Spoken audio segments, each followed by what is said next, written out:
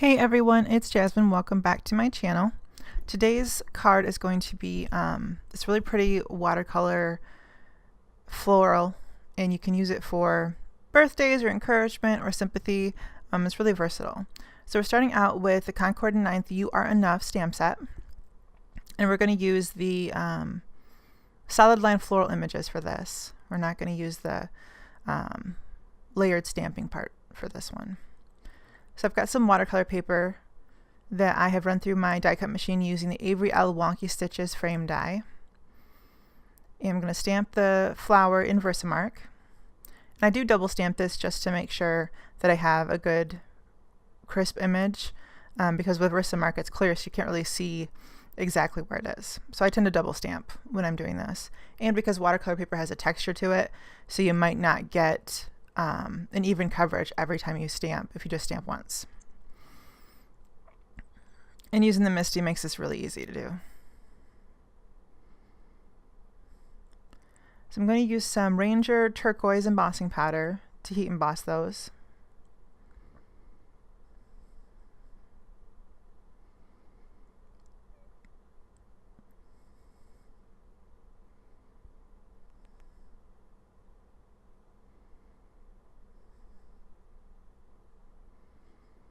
If you have any stray bits left over, just use a dry, fine-tooth paintbrush to get those stray bits off. So now we're going to heat set this. Whenever you're heat embossing, you want to let your gun warm up. So you want to let it run for 30 to 60 seconds before applying it to your paper. And watercolor paper is especially prone to warping. So we want to make sure that you apply the strongest heat for the shortest amount of time to get your embossing done, and that will help keep your paper flat. So it's just easier to work with that way. And when you go to attach it to your card front, it'll lay easier.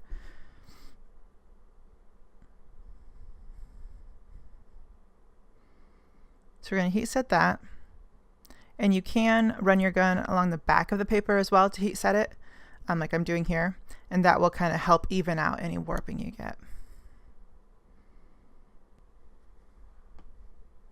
So we're going to go in with some Zig Clean Color brush markers, and I have all the specific color numbers listed on my blog. So if you want to know exactly what colors I used, just head over there and everything's listed. So what I'm doing here is I'm putting down the orange in the darkest areas I want, and then blending it out with a Spectrum Noir sparkle pen, which is clear, it just adds a little glitter to it, and then kind of finishing it with just a wet paintbrush. And obviously you don't have to use sparkle pen if you don't want glitter in it. It's just another way to add some sparkle to your cards. You can just use a paintbrush, that's fine too. With these, I find that it's easier to blend it out if it's still a little bit damp, so before it dries all the way. You can still move it if it's dry, but it's just easier, it blends nicer if it's not quite dry. And I was having a little bit of trouble with my sparkle pen getting the fluid to kind of flow properly without leaving puddles. So I kind of went in with the paintbrush to help smooth everything out.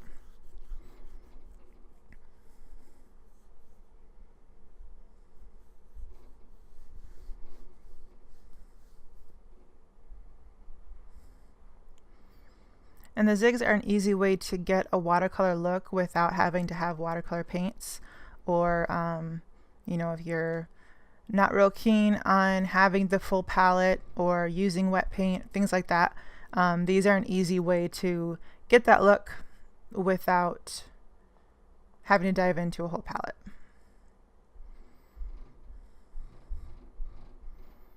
And I have the 60 color pack, and there's plenty of colors in there. They do, I think, go up to an 80 color pack. And then with Creativation, I think they came out with some new colors. But either way, you can get the small pack or the big pack. It's got plenty of colors in there. The only thing I don't really like about them is that they're not refillable. So if you have certain colors that you like a lot, so you use those more, you're going to end up kind of needing to buy singles. And I don't know that they have them open stock yet. So for the second flower, I wanted to add a little bit of yellow into it. So I took the orange around the darkest parts, and then I used the yellow to help blend it out. And this is a nice way to get more saturated color.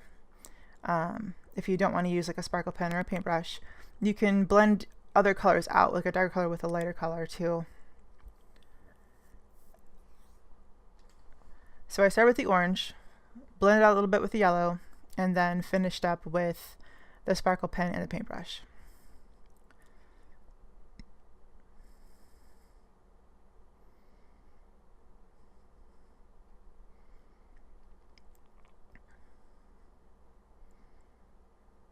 These are easy to lift too. I got a little bit of yellow outside my petal there, and I just colored it with water with the paintbrush and then lifted it with some paper towel. And it came up really easy.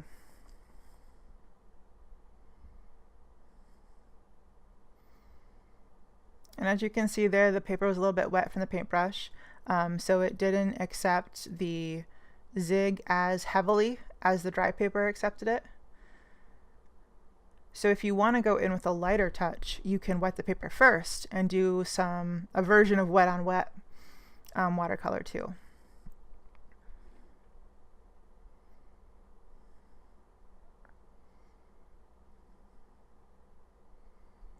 I was really happy with how these flowers turned out. I just think they're gorgeous.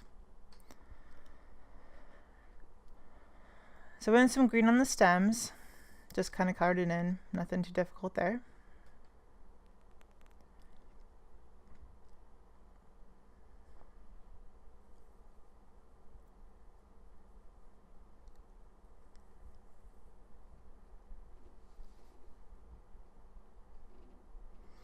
And then I used some sky blue around the bottom edges and in between the flowers to kind of give it a little bit of a background color.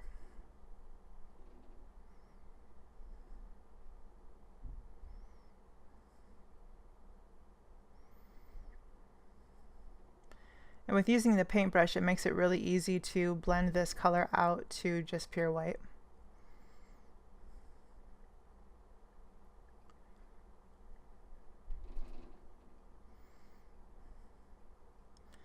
And using the paintbrush with these kind of offers a little more flexibility, so you can get hard edges if you like hard edges in your watercolor, or you can blend it out to just the white and get a really soft blend.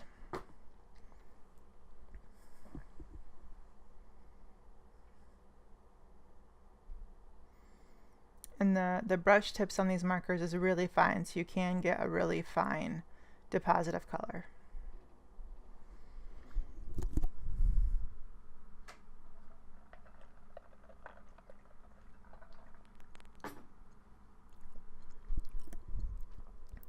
So the sentiment I'm going in with is from this God is Awesome set by The Grading Farm. And I'm going to stamp that in Versamark. And again, I'm going to double stamp this just to make sure I get a good solid image.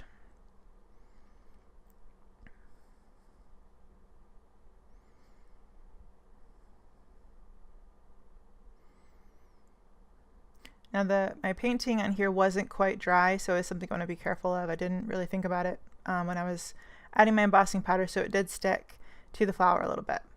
No big deal, you can fix it with a paintbrush, but just be aware of that. I didn't even think about it. But as you can see, I fixed it, so we're all good. And I'm using Wow Superfine Metallic Copper embossing powder.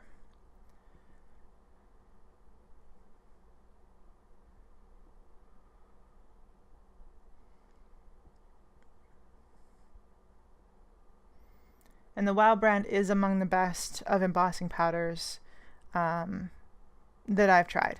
And I've tried a lot. I have a little bit of a collection of embossing powders. Point being, they're really good. And the color range that they offer is amazing. So I've got some yellow pearl finish paper that I've die cut with a stitch rectangle die, and I've attached that to a card base. And then I'm attaching my watercolor panel to the card base as well, and that completes the card. So if you have any questions, let me know. Let me know what you think. Let me know what you'd like to see in the future. And we will see you next time. Thanks for joining me today, guys. Don't forget to like and subscribe, and we will see you later.